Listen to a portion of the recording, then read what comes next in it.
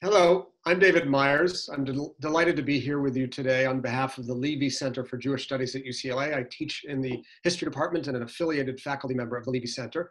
And I'll be in conversation today with author Benjamin Balint. We'll be discussing the book he and Merav Mack have written, Jerusalem, City of the Book, which is a fascinating portrait of the ancient city as seen through some of its most interesting inhabitants, its books and library. Among the many virtues of the book is that it is adorned by photographs from the internationally acclaimed photographer, Frédéric Brenner. So I'm really delighted to have this opportunity to talk about the book with Benjamin Balint, who was supposed to give a talk on this subject, on his book, at UCLA last month, but is now with us via Zoom from Jerusalem. Welcome, Ben. Thank you, Professor Myers, and thank you all for joining us. It's Great. real pleasure to be speaking with you from Jerusalem. It's somehow even more appropriate than coming out to LA. Indeed. I want to extend congratulations to you. I think it was just a few days ago that you received the prestigious Sammy Rohr Prize for Jewish Literature, a $100,000 prize that our own Sarah Stein won 10 years ago. When did you hear the news and how did it make you feel? I heard the news only at the beginning of the week, and it was just a wonderful and unexpected pleasure also to join the company of previous winners and finalists like Professor Stein, of course. And I must say that perhaps we can talk about this, but there is some actual point of contact between these two books in the sense that Kafka's Last Trial is about manuscripts, in this case of Franz Kafka, that ended up at the National Library in Jerusalem, and that were assumed to somehow belong in Jerusalem. And of course, this book, Jerusalem, City of the Book, that we'll be speaking about today, is in a sense about the way I thought of it during the entire writing of it, was sort of looking at Jerusalem as a kind of gravitational force that sort of attracts diaspora cultures, in this case material culture, from not just the Jewish diaspora, but from the Christian diaspora, from the Islamic diasporas, and how Jerusalem sort of acts as a site of belonging for each of the communities that we were able to meet and encounter through this book. So in that sense, there's some commonality actually between these two stories in the sense that Jerusalem sort of sees itself as a place that attracts books that may have been made elsewhere, but that were somehow brought to Jerusalem, just as, by the way, there's some cases of the opposite motion, where Jerusalem produces texts that then sort of spread out to the diasporas. Right. I actually was thinking about the common threads between these two books, Kafka's Last Trial, which won the Sammy Rohr Prize, and this book, Jerusalem, and even thought of the earlier book on commentary, because it seems to me you're interested in the afterlives of books, how books continue to live on, not just in this sort of morbid and lifeless fashion, but as living, vibrant cultural products. And really that interest extends back to the book on commentary through the Kafka book and up to this book. And I'm curious, what is it about books and their afterlives that you find so interesting? I think first that books last longer than their owners. We saw books, for example, the oldest book in Jerusalem, the oldest manuscript in Jerusalem is from the 8th century. So think of how many people and owners that particular book has had. It outlasted all of its owners. So it's a sign of humility, I think, to look at a book and see in it the traces of its own past. And the second fascination, I think, is sort of how books can be used as anchors of a community or anchors of identity.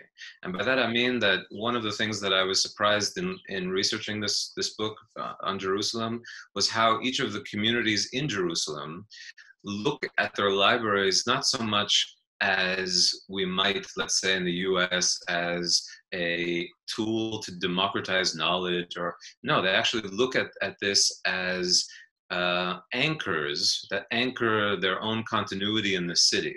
So there's also a great deal of rivalry in this book between the communities, each of which is jockeying. Sometimes when we think about Jerusalem, we think of it in purely sort of topographical or geographical terms. It's divided between east and west. Its old city is divided into four quarters. But in looking at the city, not so much geographically, but through its libraries and texts, we actually discovered that the communities have a rivalry of continuity of how deep does your anchor go. So if you walk into the Armenian library and you see, and they show you an 8th century text, and they say, look, we've been here and we've been producing culture in Jerusalem since the 8th century, right? That says something about their own continuity. So I think both of those together were part of the fascination that drew us to these stories. And I'll just say that as a sort of postscript about how we got access to some of these places, that we sometimes had to use that rivalry. So for example, some of these rooms, they're never visited. Okay, they're the very opposite, as we said, of a Western library which wants to open its doors. We had to get through several layers of gatekeepers. Now, in order to do so, sometimes we had to say, for example, to the Greek Orthodox community, well, you should let us in to your manuscript library, which is almost inaccessible, because the Armenians a month ago let us into theirs. And wouldn't it be a shame if the Armenian story were told, but not the Greek Orthodox story? This is just a small sort of, behind the scenes aspect of how the fractured communities of Jerusalem sort of contest with one another through their libraries. Yeah, I know that well. I've been studying a Hasidic community for a long time and have used that same rivalry to gain access to both, or actually all three sides. We're going to get to how you went about the book and this idea of the libraries as pockets of sovereignty within Jerusalem. But I want to just go back to you and how you came to this book and where you situate yourself within existing genres of literature. So I think of this book in a certain sense as the juncture of an interest in books on one hand, Jewish books in part, but not exclusively so, and Jerusalem. So in terms of books about books, I think of Sacred Trash by Adina Hoffman and Peter Cole. I think of Matti Friedman's book on the Aleppo Codex, which you talk about throughout the book. I think of Geraldine Brooks' fictionalized account of the biography of the Sarajevo Haggadah in People of the Book. And then in terms of Jerusalem books, I think of O Jerusalem by Collins and Lapierre. I think of the biography of Jerusalem by Montefiore. I think of Amos Oz's A Tale of Love and Darkness. And I'm wondering if when you went about this book, you and Merav Mack, you actually had in mind these two genres and any of the books that I've mentioned or others, and thought, yes, we fit into this tradition, or we come now to revise the standard accounts of Jerusalem and its books? Yeah, that's an excellent question, and we were conscious of all the books that you mentioned. I'll say that in the case of the groaning shelf of Jerusalem books, we drew on all of them, especially the Montefiore. Also some of the genre of those who come from elsewhere to Jerusalem. So, Saul Bellow's account of coming to Jerusalem, Sholom's account of coming from Berlin to Jerusalem, etc.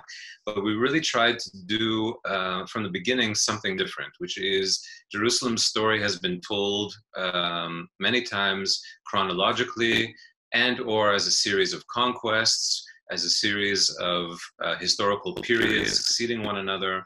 And we wanted to break free of the chronological and, in a sense, to take the reader on a walk through the existing city and to capture, as you well know, some of that almost jarring experience of walking through Jerusalem, in which when you experience Jerusalem today, you are, you're not taking a chronological walk, of course. You're experiencing all kinds of different periods and all kinds of different historical layers all at the same time. We wanted to give a sense of that jumbledness, if you will, that sometimes jarring juxtaposition. And that's why we broke, in a sense, from the chronological, and we wanted to tell the story of how fractured the city is. And to tell, I mean, one of the governing metaphors that sort of guided us from the beginning is this idea of a palimpsest, right? Because we came across a palimpsest, a very famous one in the Greek Orthodox Library in Jerusalem. And we thought to ourselves, okay, a palimpsest is where one layer of text is written over another, sometimes unwittingly preserving the lower layer. Sometimes you even have three texts piled on one another. They just sort of turn the page and overwrite. And we thought, okay, what if we thought of Jerusalem as a palimpsest itself? And we wanted to render the city legible by reading it as a series of languages that sometimes work at cross currents, but sometimes also have a dialogue with one another, even if that dialogue is achronological, where you might have these texts reaching across the centuries to one another. Or sometimes it's a simple case of translation, where we experienced, for example, in almost all the libraries that we visited, the book of Psalms in about a dozen languages, you know? And so it's a single sort of ur-text, but in this case, preserved in all these different languages and styles. I want to say one sort of anecdote about that last point, if I can. We were able to visit the Ethiopian Christian Library. It is chronically underfunded. It is chronically unsystematized. And it took us about 10 months to get permission on a single afternoon to visit it. In order to do so, Merav had to fly to Addis and get a letter from the patriarch and bring that letter back to the archbishop in Jerusalem, and only then. Okay, so finally we arrive, and of course, since we have only one shot at this, we come very well prepared with a list of several manuscripts that we want to see. One of them, a very sort of illuminated book of Psalms. The librarian, the Ethiopian librarian, looks at us and says, well, I can't find that one, but I have plenty of other examples of the book of Psalms. Why don't you just look at this or that, right? In other words, this division between the material book with its own traces of its own history. In this case, the one that we chose was actually taken on the back of a monk who came to Jerusalem on foot from Ethiopia, and this idea of the text in some sort of idealized realm. And Psalms are ubiquitous because Psalms are associated with David, and Jerusalem is the city of David. Yes? Exactly. Yeah. So it's seen as sort of a text that emerged from here. Yeah. So I want to go back to how the genesis of the project. How did the collaboration with Merav Mack begin? What was the original idea? How did you prepare for your beginning investigations? And then how did it start? Many of these libraries are amongst the most exclusive clubs in the world. Sometimes the most knowledgeable, well-regarded book experts can't gain access to them. I was struck by the fact that Rabbi Schwartz couldn't gain access to the Karliner Library, notwithstanding the fact that he's the chief expert advising the Karliner Rebbe. So how did you have the audacity to think we can go about gaining access to not just one, but this astonishing array of libraries across the city? And then how did it proceed? If you give us some sense of the texture of the beginning of the project. The project really began with a conversation that Merav Mack and I had at the Van Leer Institute, where I work here in Jerusalem, one afternoon, in which she was talking about how she had prepared more or less a kind of summary of Jerusalem's libraries and their holdings. And we came in this conversation to realize, wait, this is more than just a list. This is more than just important bibliographical work.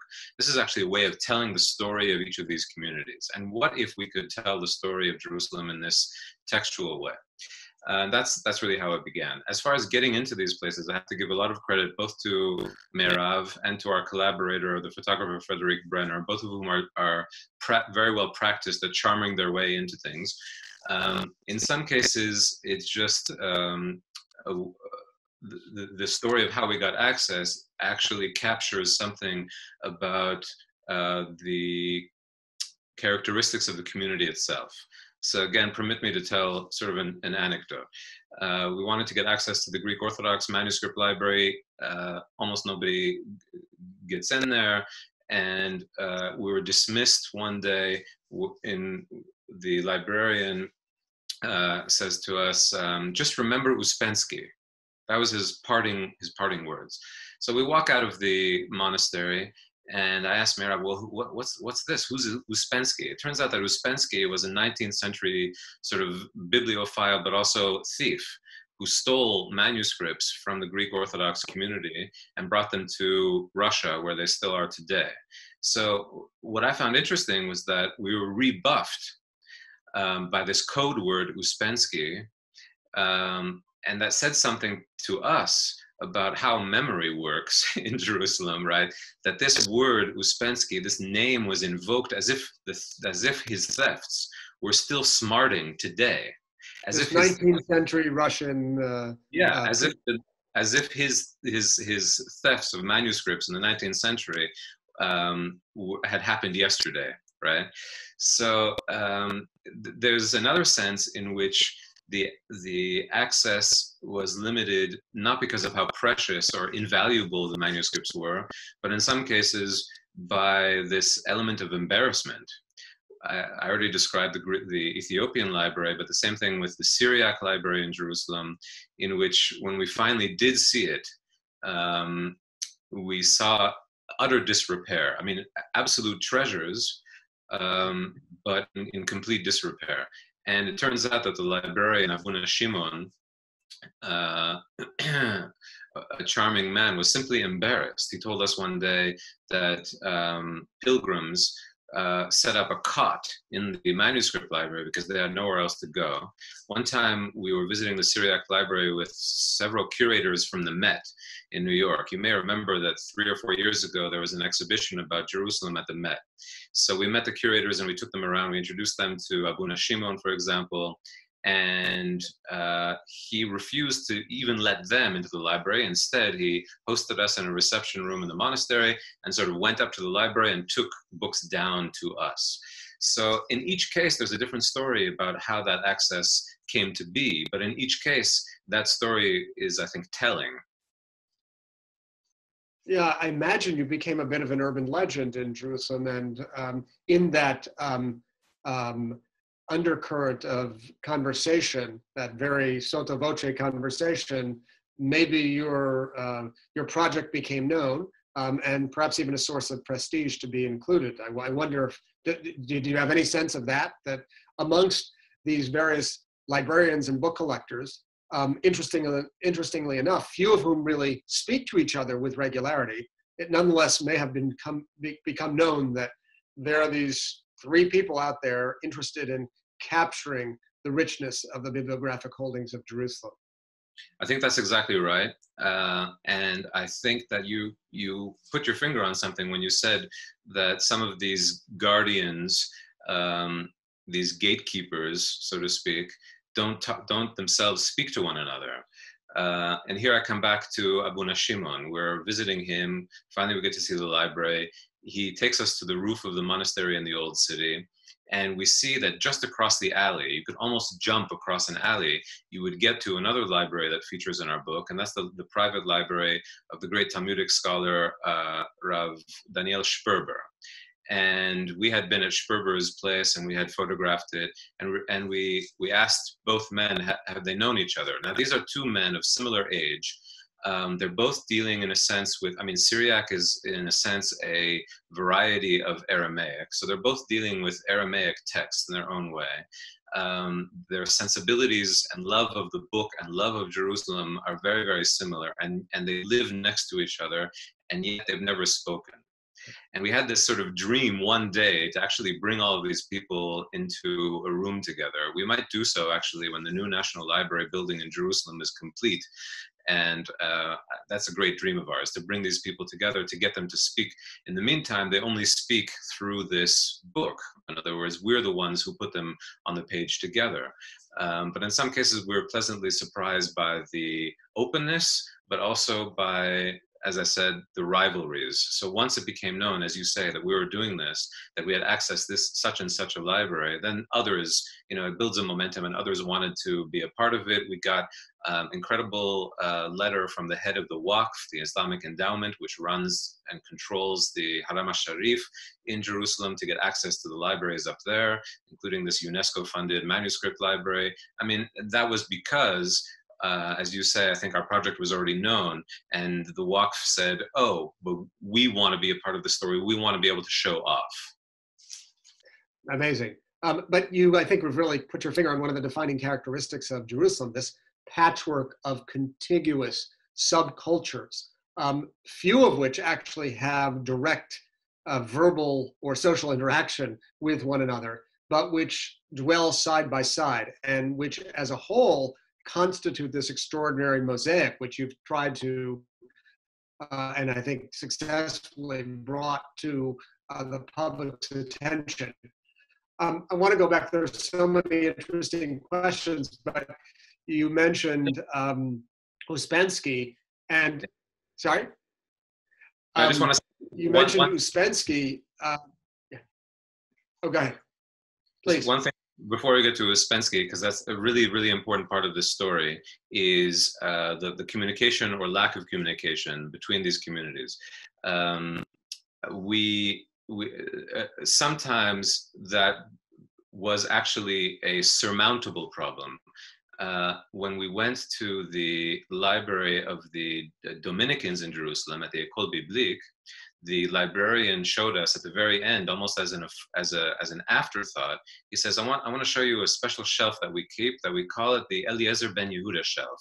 So we go downstairs into the basement, and he tells us that Eliezer ben Yehuda, who lived not far away, when he was compiling his great dictionary, multi-volume dictionary of considered the founding father of the modern Hebrew language, the only library that had the Semitic lexicons and dictionaries that he needed was the Dominican library at the École Biblique.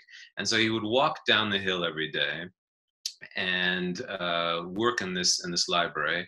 And from that day to this, they've kept that shelf of Eliezer ben Yehuda's dictionaries and lexicons intact. Some of them have his own marginal scribblings.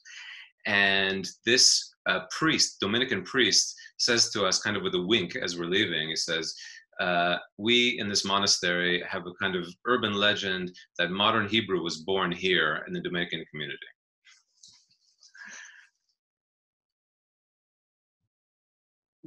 Great, fantastic. That's fantastic. So I want to go back to Ouspensky, if I may, and really to the broader category, because part of what you show is that Jerusalem is not only the site of collecting books, it's also the site of the theft of books.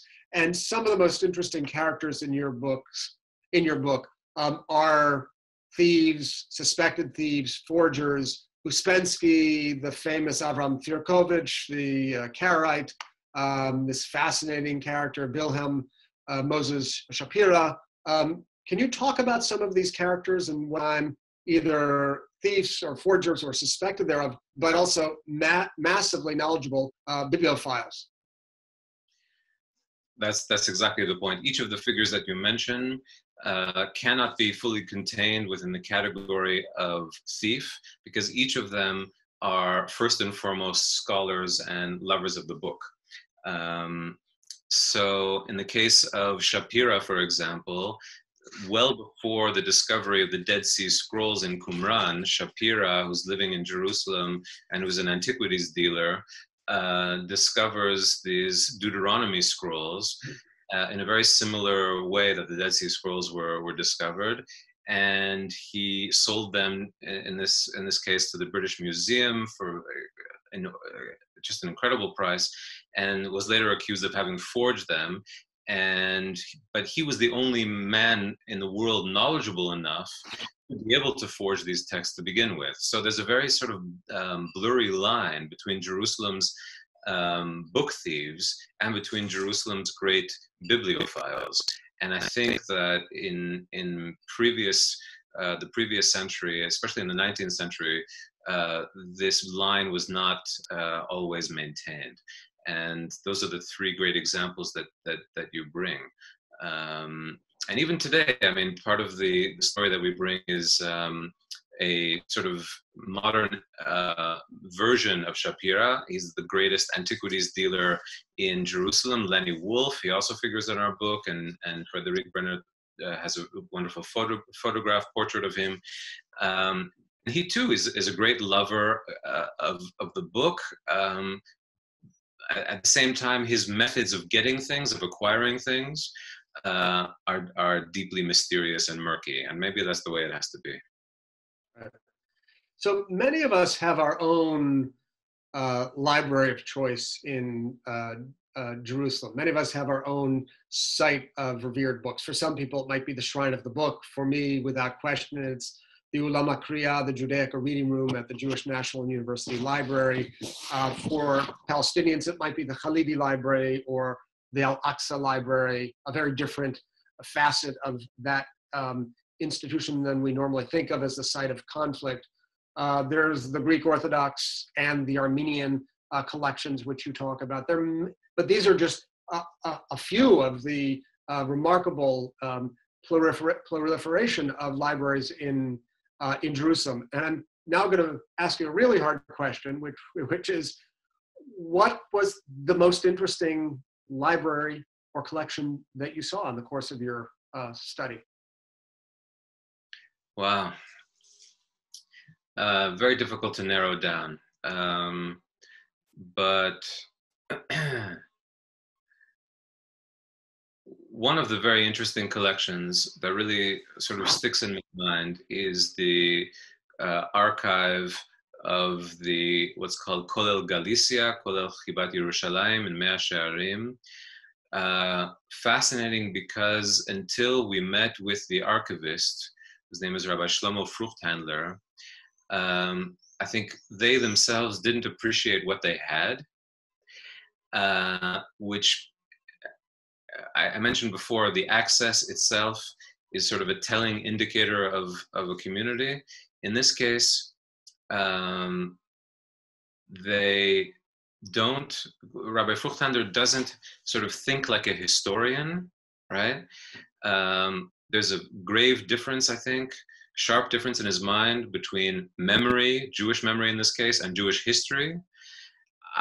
We go to this kollel. It has photographs of 19th century Jerusalemites that were sent out by the kollel with fundraisers to throughout Europe.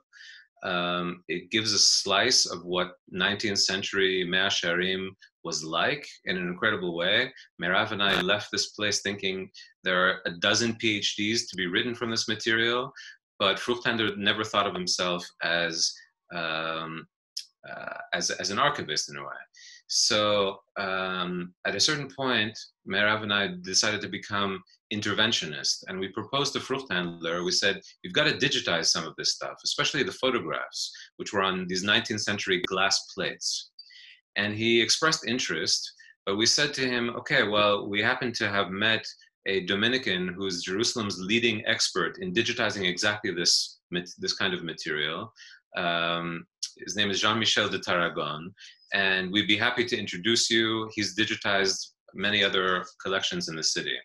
And of course, Fruchthandler declined because in that community, there's a reluctance to participate either with institutions of the state, so that's why he hasn't cooperated with the National Library, or of course with Christian institutions, although to walk from Kolel Galicia to the Dominicans is about a 10-minute walk. It's another unbridgeable divide. So that was a library that really, it's not, it's a library that almost doesn't conceive of itself as a library. Or what is an archive that doesn't have the self-consciousness of itself as an archive, right? But such a usable archive, because one of the primary purposes of the archive is to determine who is of Galician origin in order to be the beneficiaries of aid from this Kolel Galicia, one of whose function is to provide aid to people of Galician origin who may be in need of such aid. A fascinating indication of the social uses of libraries and archives, really unique. Yeah, exactly. It's that pragmatic aspect that lends this quite unique. So there are different pragmatisms, you might say, in Jerusalem's libraries and archives. There may be the pragmatism of saying, okay, who deserves our aid as an institution of charity? In the case of Cola Galicia, there's a very real pragmatic aspect in the manuscript, Al-Aqsa manuscript restoration lab, because they're doing the pragmatic, again, it's not a library for use or for consultation or for lending, but it's directed to an extremely pragmatic end, in this case to preserve manuscripts physically and to record them. Sometimes a library might be directed towards digitalization, sometimes not. So it's also interesting to think about the contrasting pragmatisms of these collections, or lack thereof. Yeah, you know, as we were talking, I was thinking of the muted competition amongst the libraries. Muted insofar as that there's no exhibition of annual exhibition or fair where librarians bring their wares to show them off. But muted also in this sense that one would expect that the various librarians and bibliographers would be engaged in a competition very familiar to political observers of Jerusalem over who owns Jerusalem, who has rights of progenitor in Jerusalem. And yet, as I think of it, that wasn't so pronounced in the book. Or did I not catch it? Well, I think you're right. I think that there is that element of seeking one's origins, and those origins may not be inclusive but exclusive of other people's origins. I think that's quite strong. We wanted also, however, to introduce into the book a counterbalance, and that counterbalance is this theme of preserving the memories of others. So what happens when almost incidentally, and here we go back to the theme of the palimpsest, that almost incidentally or unwittingly preserves an earlier stratum, what happens when some of these collections unwittingly preserve the memories of others? What happens when, for example, the chief archivist of the Franciscan community shows us that there's a box of Hebrew material that they had saved from a Jerusalem synagogue on Mount Zion that had been destroyed by Jordanian forces in the War of 1948. And this box has been there ever since. What happens when Eliezer ben Yehuda's shelf is preserved in the Dominican library? What happens when the Greek Orthodox library may have texts that are in Georgian? There was a big Georgian Christian community in Jerusalem. What happens when a Palestinian janitor, as we tell in the book, saves the yeshiva library of the Vinograd yeshiva in the Old City? Sort of, that's also part of these stories that I think are less often told, and that's why we wanted to sort of introduce that counterbalance. So yes, you're absolutely right that there's this theme of rivalry of origin, but also a counterbalance theme of, okay, we have to almost unwittingly preserve the memories of others if we are to exist here at all. It's almost inevitable that there's some osmosis between these collections. A kind of unarticulated process of osmosis. Tell us about one or two of the most fascinating characters today tending to libraries in Jerusalem. Well, Merav, Frédéric, and I got an audience with the Karliner Rebbe. And the Karliners had one of the most important libraries before World War II of Hasidic texts. And that library was more or less destroyed and dispersed during the war. And ever since, they've been trying to reassemble. It's an act, in this case, the pragmatism is an act of reassembly. And they send out these Karliner Hasidim to book auctions throughout the world to try to reassemble their texts. Sometimes they even find manuscripts with the stamp of the original Karlin Stolin collection. Those, of course, are acquired and brought back to Jerusalem. So we decided that we would like an audience with the Cardinal Rebbe to ask him how he sees this act of cultural reconstruction. And we arrive at the center of his community, and we're told, okay, he holds court basically a couple nights a week. We come into this room and it's full of Hasidim, and you're basically given a number. And the idea is that it's sort of like the Rebbe's office is sort of like a psychologist's office. You sort of are summoned in there for a few minutes at a time. We were told, be very concise. You may have only 5 minutes with the Rebbe before he takes the next chassid. He's very busy. Okay, so finally our turn comes. The guy before us, by the way, was just engaged and wanted to have a l'chaim with the Rebbe. So he comes out. Our turn is next. We're in there for at least 45 minutes because the Cardinal Rebbe is so fascinated by the other collections in Jerusalem.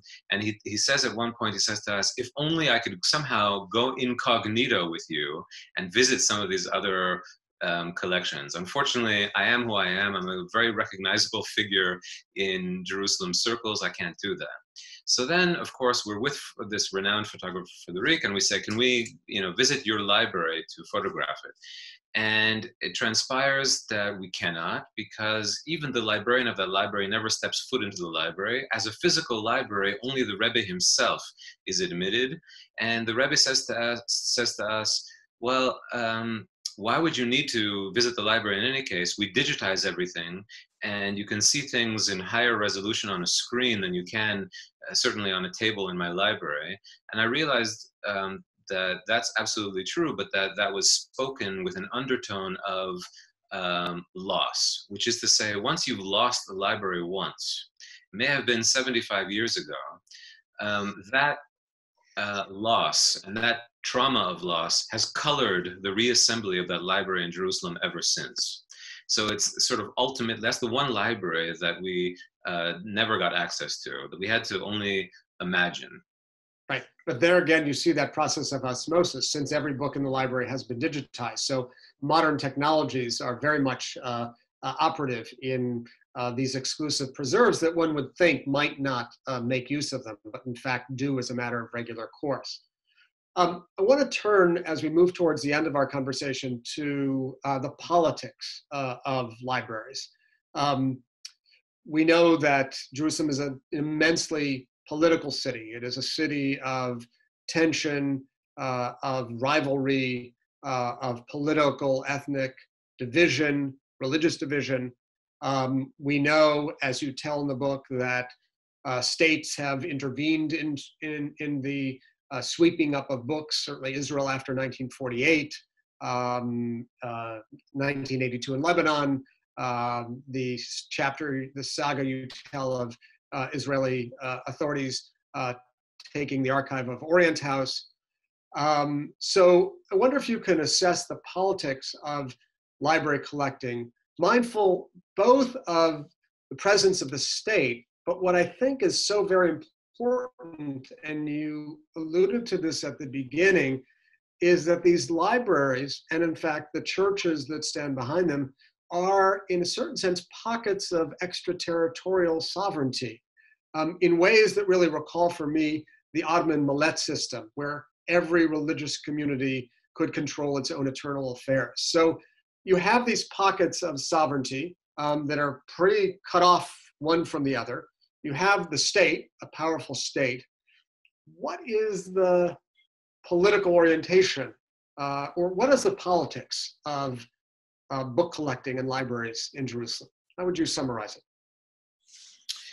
I think you're absolutely right to speak about pockets of sovereignty, that some of these institutions, because of their antiquity, are used to operating within those pockets of sovereignty, whatever the surrounding sovereignty might be. Now, that involves a figure in the book that was very important in Jerusalem, the, so to speak, dragoman, who's not just an interpreter, but who bears the responsibility of negotiating the internal sovereignty of a church or of a religious community with the external political sovereignty. And it's very interesting how the libraries were affected by this. Sometimes it has to do with geography. So for example, what does it mean that the Dead Sea Scrolls, which may have originated in Jerusalem, were found in the West Bank? Does that influence their legal standing? What does it mean when you have state appropriation of private libraries, as was the case after the 1948 war? And we have a section in the book which was also extensively covered by Gish Amit in a separate book on the so-called AP books that were taken from private homes in Jerusalem that were appropriated, that are now held separately in the National Library. We got to see some of these collections, although they're owned by the state, under the guardianship of the state. So many cases of sort of state appropriation, many cases in which the state has to reckon somehow with internal politics. One example is that the Greek Orthodox Patriarch, whom we interviewed several times, Theophilus, he actually was appointed after the previous Patriarch was in a sense deposed for having sold or allegedly sold plots of Greek Orthodox land to Jewish bodies and developers. But the problem was that the previous patriarch refused to step down. Theophilus proclaimed himself as the patriarch. You had, in essence, two patriarchs at the same time. And now you have the Israeli state has to say, well, which one do we recognize, right? And do we recognize the patriarch who was holed up in his room for 7 years, refusing to leave, or do we recognize the current and newer patriarch? It also has to do with state appropriation that's in some cases quite ugly. So Abuna Shimon, who's the librarian of the Syriac collection and has been since 1980, told us that he had alerted the Israeli authorities, I think in a gesture of good faith, that there were several Torah scrolls, probably from Syria, in the Syriac library. One day, policemen armed show up at the Syriac library and basically tell him, well, we will ask you to give up these Torah scrolls. They really belong to Jewish heritage, not to you. And in return for which we will give you some municipal funds. And of course, he gives up the Torah scrolls and the municipal funds never arrive, right? So it's another example of sort of state appropriation and what is the state choosing to appropriate. And that brings us also back full circle maybe to the Kafka story, where the state, acting through the agency of the National Library, saw fit to appropriate private property, in this case Kafka manuscripts, on the grounds that it somehow belongs to Jewish cultural heritage as such. So that's a very long-winded way of getting at your question about sort of the complexities of how the sub-communities have to negotiate the larger community and one another at the same time. And each of them has a different style of negotiation. Right. So I want to conclude by asking you about this contiguous patchwork of pockets of bibliographic sovereignty, which coexist with one another, sometimes, maybe most of the time, with a laissez-faire attitude, sometimes in a state of tension, all under the control of a strong state mechanism. It bespeaks a state of coexistence. I want to know if, in the course of your journeys, you thought that it might point to a higher degree of harmony, might augur a state of peace in the future in the city of peace, in Yerushalayim. Yeah, I mean, the very name of Jerusalem is plural. Whether you interpret that as a mark of the duality of Jerusalem in the sense of a celestial Jerusalem and a mundane Jerusalem, a Yerushalayim shel Mala, Yerushalayim shel Mata, that's one way in which it's cashed out. But I really think that in answer to your question, I emerged from this long process hopeful in the sense that there's so much that is shared between these communities on a higher, even more transcendent plane. And what I mean is, one thing is the passion and longing for Jerusalem itself. The imagination of Jerusalem in two senses: either the imagination of those who are outside of Jerusalem, who imagine what Jerusalem and what a return to Jerusalem might look like. And also, we learned in this book that the longing for Jerusalem persists as a habit in Jerusalem itself. The passion for Jerusalem does not cease when you arrive here, right? So we traced this longing for Jerusalem in its many channels. And what's hopeful about that is that this yearning is it speaks a common vocabulary somehow. There are many languages of Jerusalem, but many of the languages of Jerusalem all share this vocabulary of love of the city. And that really comes out. So it's not just that you have certain texts like Psalms, as we mentioned, that are well nigh universal, but also there's something about this ability within, and it's an ability earned by long habit within the Jerusalem communities, Christian, Islamic, Jewish, to somehow exist in the mundane and often violent reality of Jerusalem, but at the same time to be conscious of this higher Jerusalem, the idealized Jerusalem, the imagined Jerusalem, and to somehow, that shared vocabulary somehow gives me a little bit of hope, and a little bit of ability to take a bit of a higher view than the very mundane and present tense view. Let's hold on to that hope and express the desire that books can be indeed a bridge to reconciliation and peace in that ancient, holy, fraught, and wondrous city. It has been a real delight to speak with you, Ben. The book is Jerusalem, City of the Book, authored by Merav Mack and Benjamin Balint, with photographs by Frédéric Brenner. We thank you so much for making time. We're sorry you couldn't be with us here in person, but on behalf of the Leve Center for Jewish Studies at UCLA, we're delighted to have this opportunity to sit with you and talk about an extraordinary book. Thank you. It's been such a great pleasure talking with you.